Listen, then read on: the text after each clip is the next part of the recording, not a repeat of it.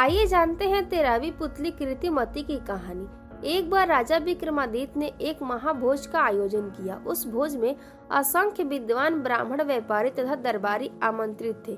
भोज के मध्य में इस बात पर चर्चा चली कि संसार में सबसे बड़ा दानी कौन है। सभी ने एक स्वर से विक्रमादित्य को दुनिया का सर्वश्रेष्ठ दानवीर घोषित किया। राजा विक्रमादित्य लोगों के भाव देख रहे थे। तभी उनकी नजर एक ब्राह्मण पर पड़ी जो अपनी राय नहीं दे रहा था, लेकिन उसके चेहरे के भाव से स्पष्ट प्रतीत होता था कि वह सभी लोगों के विचार से सहमत नहीं है। विक्रम ने उससे उसकी चुप्पी का मतलब पूछा तो वह डरते हुए बोला कि सबसे अलग राय देने पर कौन उसकी बात सुनेगा। राजा ने उसका विचार पूछा तो वह बोला कि वह असमंजस की स्थिति में पड़ा हुआ है। अगर वह सच नहीं बताता तो उसे झूठ का पाप लगता है और सच बोलने की स्थिति में उसे डर है कि राजा का कोप भाजन बनना पड़ेगा। अब विक्रम की जिज्ञासा और बढ़ गई। उन्होंने उसकी स्पष्टवादिता की भूरी भूरी प्रशंसा की तथा उसे निर्भय होकर अपनी बात कहने को कहा। तब उसने कहा कि महाराजा विक्रमादित्य बहुत बड़े दानी हैं। यह बात सत्य है, पर इस भूलोक पर सबसे बड़े दानी नहीं। यह सुनते ही सब चौंके। सबने विस्मित होकर पूछा, क्या ऐसा हो सकता है? उस पर उस ब्राह्मण ने कहा कि समुद्र पर एक राज्य है जहाँ का राजा कीर्तिध्वज जब तक 1,00,000 स्वर्ण मुद्राएं प्रतिदिन दान नहीं करता तब तक अन्न जल भी ग्रहण नहीं करता है।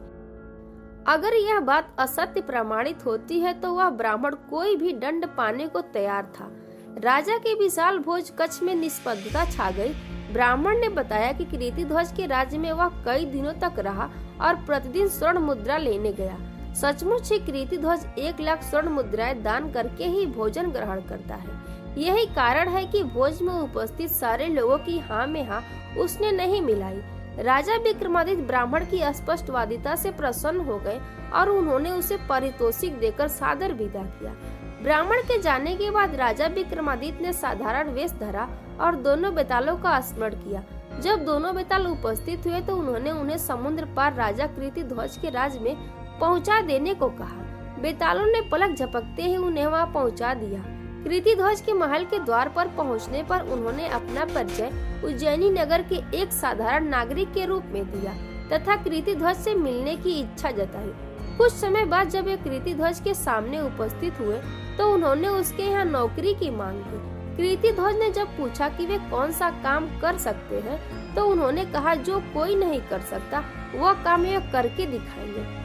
राजा कीर्तिध्वज को उनका जवाब पसंद आया और विक्रमादित्य को उसके यहाँ नौकरी मिल गई। वे द्वारपाल के रूप में नियुक्त हुए। उन्होंने देखा कि राजा कीर्तिध्वज सचमुच हर दिन 1,00,000 स्वर्ण मुद्राएं जब तक दान नहीं करता तब तक अन्न जल ग्रहण नहीं करता है।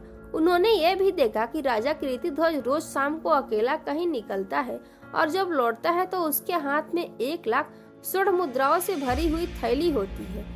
एक दिन शाम को उन्होंने छिपकर कीर्तिध्वज का पीछा। उन्होंने देखा कि राजा कीर्तिध्वज समुद्र में स्नान करके एक मंदिर में जाता है और एक प्रतिमा का पूजा अर्चना करके खौलते तेल के कड़ाह में कूद जाता है।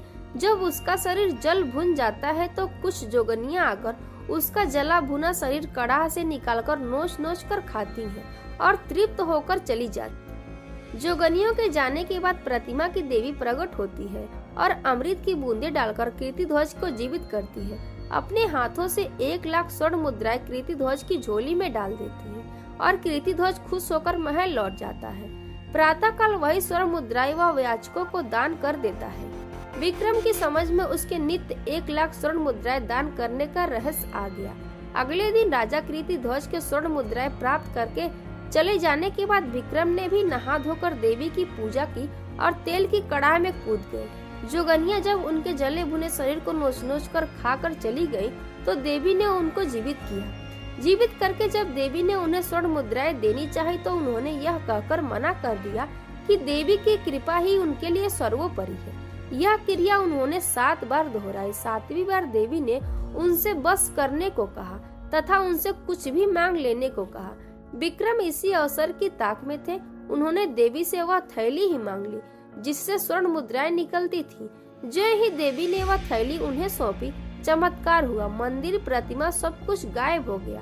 अब दूर तक केवल समुद्र तट दिखता था। दूसरे दिन जब कीर्तिध्वज वहां आया तो बहुत निराश हुआ। उसका वर्षों का 1 लाख स्वर्ण मुद्राएं दान करने का नियम टूट गया।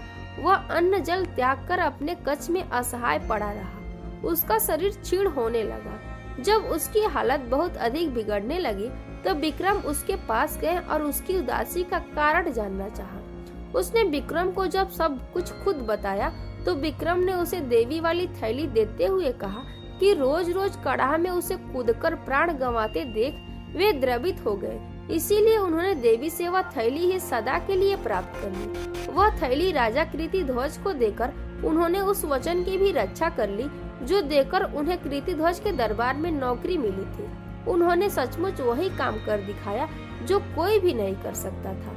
राजा कृतिध्वज ने उनका परिचय पाकर उन्हें सीने से लगाते हुए कहा कि वे सचमुच इस धरा पर सर्वश्रेष्ठ दानवीर हैं, क्योंकि उन्होंने इतनी कठिनाई के बाद प्राप्त स्वर्ण मुद्रा प्राप्त करने वाली थैली ही बेझिझक दान कर डाली, जैसे कोई तुच्छ चीज हो। 14वीं कहानी के लिए हमारे चैनल को सब्सक्राइब करें और वीडियो को लाइक करें।